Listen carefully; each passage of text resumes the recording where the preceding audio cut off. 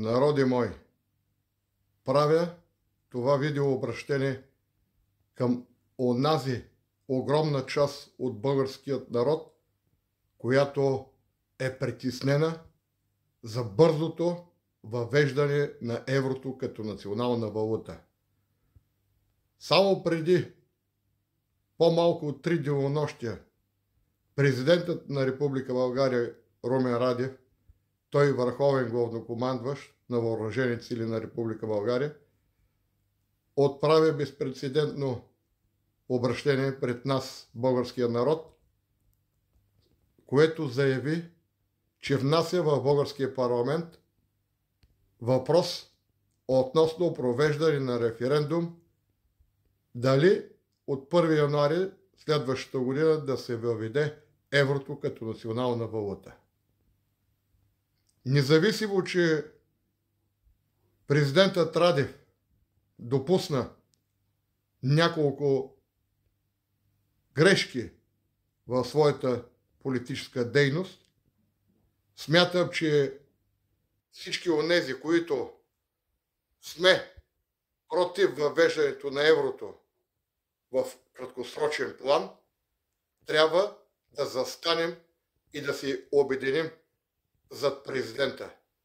Защото той се оказа, че е единствената институция, която все още защитава националният интерес.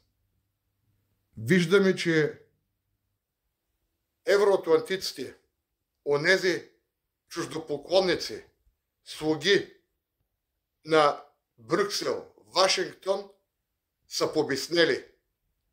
И те ми напомнят онзи момент от епохалната, гениалната поезия и стихотворение на Иван Вазов "О, Шипка", в която той казва как ордите на Сюлейман безумни връхлитат върху горните и смели защитници на чутовния връх.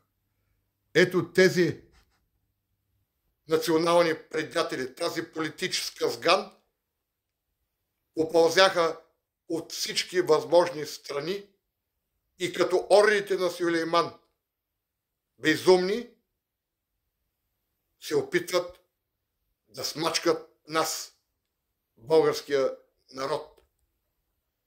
Но ние знаем своите права, защото в Конституцията на Република България е записано в член 1, алинея 2, че цялата държавна власт проистича от народа и тя се упражнява непосредствено от него или чрез институциите, предвидени в Конституцията. И следващата алинея, номер 3, казва, че никоя политическа партия или друга организация, държавна институция или личност не могат да си присвояват суверенитета, т.е. нас, народа. Защото българският народ е олицетворение на държавния суверенитет.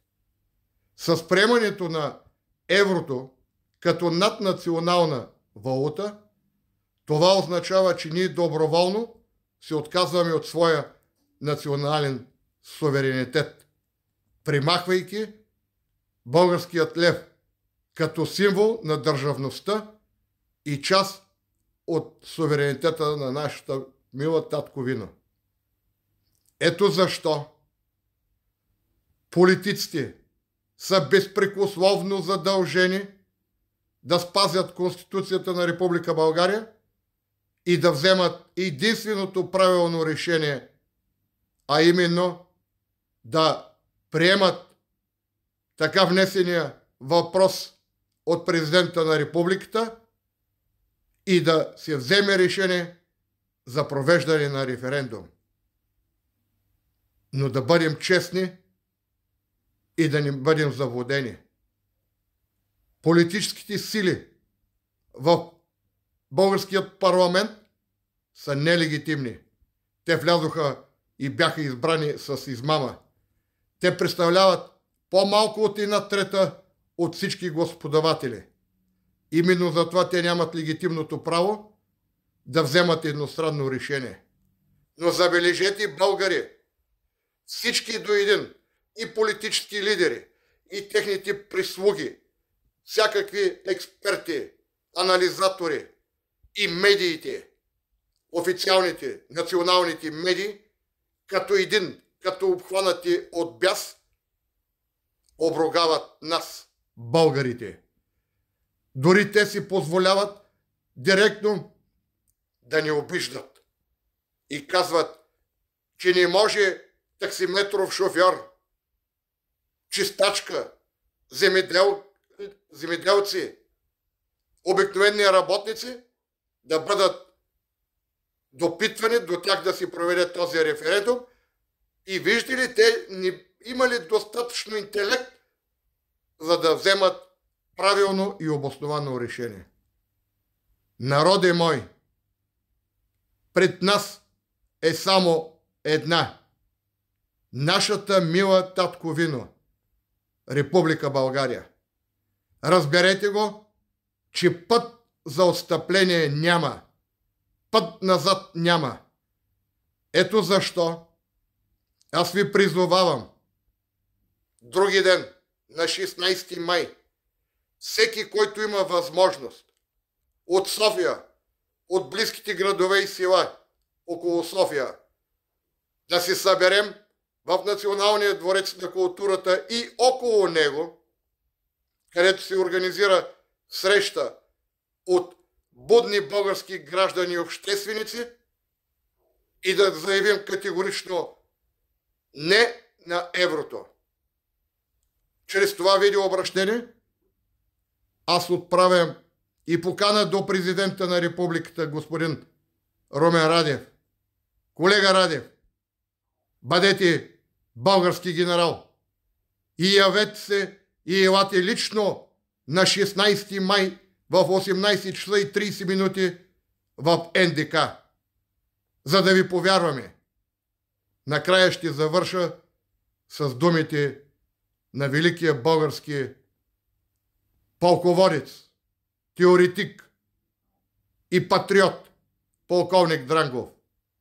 Сладко е да се мре за отечеството. България е една и тя е за всички. Никой няма право да взема решение на гърба и без съгласието на българския народ. За България, не на еврото, да запазим българският лев.